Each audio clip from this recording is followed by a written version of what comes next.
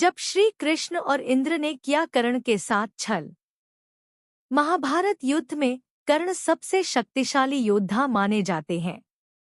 वह दुर्योधन अर्थात कौरवों की ओर से लड़ रहे थे।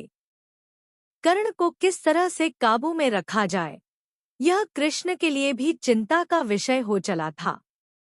लेकिन कर्ण दानवीर, नैतिक और संयमशील व्यक्ति थे। ये तीनों ही बातों उनके विपरीत पड़ गईं। कैसे? भगवान कृष्ण यह भलीभांति जानते थे कि जब तक कर्ण के पास उसका कवच और कुंडल है, तब तक उसे कोई नहीं मार सकता। ऐसे में अर्जुन की सुरक्षा की कोई गारंटी नहीं। उधर देवराज इंद्र भी चिंतित थे, क्योंकि अर्जुन उनका पुत्र था।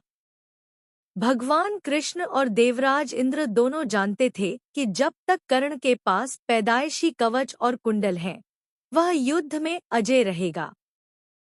तब कृष्ण ने देवराज इंद्र को एक उपाय बताया और फिर देवराज इंद्र एक ब्राह्मण के वेश में पहुंच गए कर्ण के द्वार। देवराज भी सभी के साथ लाइन में खड़े हो गए। कर्ण सभी को कुछ न कुछ दान देते जा रहे थे। बाद में जब देवराज का नंबर आया तो दानी कर्ण ने पूछा, विप्रवर, आज्ञा कीजिए, किस वस्तु की अभिलाषा लेकर आए हैं? विप्र बने इंद्र ने कहा, हे महाराज, मैं बहुत दूर से आपकी प्रसिद्धि सुनकर आया हूँ। कहते हैं कि आप जैसा दानी तो इस धरा पर दूसरा कोई नहीं है। तो मुझे आशा ही नहीं विश्वास है कि मेरी इच्छित वस्तु तो मुझे अवश्य आप देंगे ही। फिर भी मन में कोई शंका न रहे, इसलिए आप संकल्प कर लें, तभी मैं आपसे मांगूंगा, अन्यथा आप कहें तो मैं खाली हाथ चला जाता हूँ। तब ब्राह्मण के भेष में इंद्र ने और भी विनम्रतापूर्वक कहा, नहीं नहीं राजन, आपके प्राण की कामना हम नहीं करते। बस हमें इच्छित वस्तु मिल जाए तो हमें आत्मशांति मिले। पहले आप प्रण कर ले तो ही मैं आपसे दान मांगू।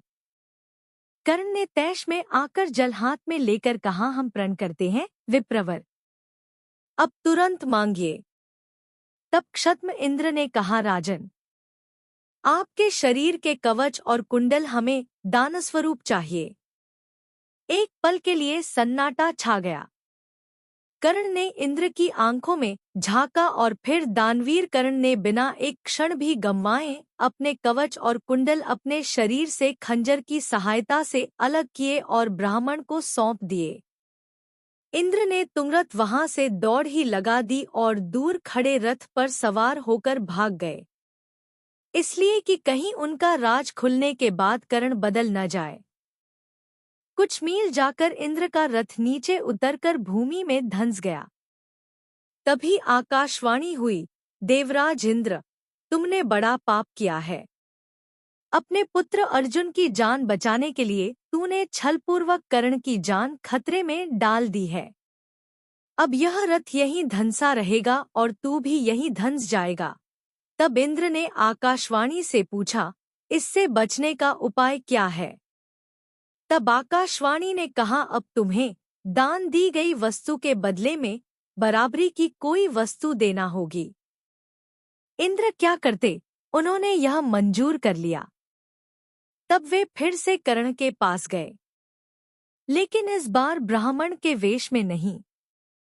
कर्ण ने उन्हें आता देखकर कहा, देवराज, आदेश करिए और क्या चाहिए?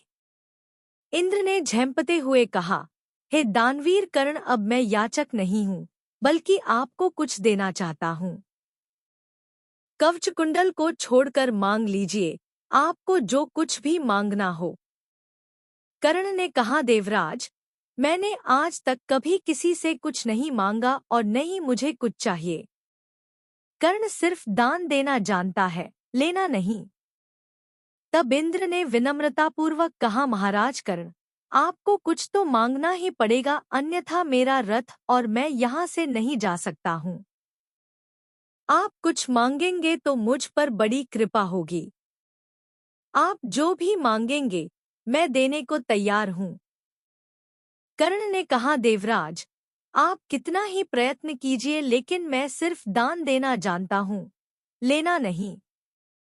मैंने जीवन में कभी कोई दान नहीं लिया। तब लाचार इंद्र ने कहा, मैं यह वज्ररूपी शक्ति आपको बदले में देकर जा रहा हूँ।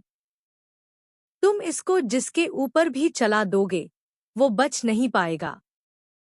भले ही साक्षात काल के ऊपर ही चला देना, लेकिन इसका प्रयोग सिर्फ एक बार ही कर पाओगे। कर्ण कुछ कहते उसके पहले ही देवराज वह वज्र शक्ति वहां रखकर तुरंत भाग लिए। कर्ण के आवाज देने पर भी वे रुके नहीं। बाद में कर्ण को उस वज्र शक्ति को अपने पास मजबूरन रखना पड़ा। लेकिन जैसे ही दुर्योधन को मालूम पड़ा कि कर्ण ने अपने कवचकुंडल दान में दे दिए हैं, तो दुर्योधन को तो चक्कर ही आ गए। उसको हस्तिनापुर का राज्य हाथ से जाता लगने लगा। लेकिन जब उसने सुना कि उसके बदले वज्र शक्ति मिल गई है, तो फिर से उसकी जान में जान आई। अब इसे भी कर्ण की गलती नहीं मान सकते, यह उसकी मजबूरी थी। लेकिन उसने यहाँ गलती यह की कि वह इंद्र से कुछ मांग ही लेता।